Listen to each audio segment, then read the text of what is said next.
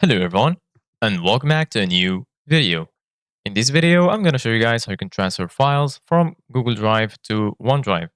So if you guys want to learn how to do it, just follow the steps that I'm going to show you. As you can see guys, I'm right now in OneDrive and this is how the homepage looks like. So right now, the first thing that you need to do guys is open a new tab and then search for Google Drive like this. And then go ahead and click on this link www.google.com/drive. Once you do that, you're going to be right here. You're going to find try Drive for work or go to Drive. Go ahead and click on go to Drive, and this will take you right here. So basically, guys, once you're here, go ahead and select the file you want to share. For example, this one. Just go to it and then click on these three dots right here.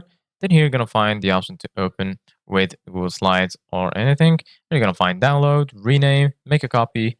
You're going to find share, organize, file, information, move to trash. And lastly, here you're going to find the option to give it a feedback.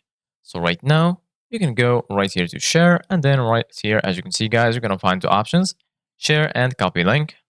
So basically, guys, you can copy the link or you can just download the file by clicking right here and then click on download.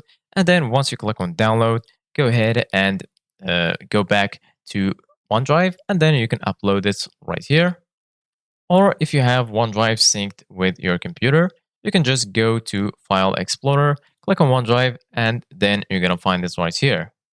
If you don't have OneDrive synced with your PC, just right click on it and then go to OneDrive, click on Settings, and then you're going to find Sync and Backup. Click on it, and then you can click on Manage Backup and enable all of these options. Then click on Save Changes, and then you're good to go. So this is it, guys, for today's video. Thank you guys for watching. See you guys in the next video.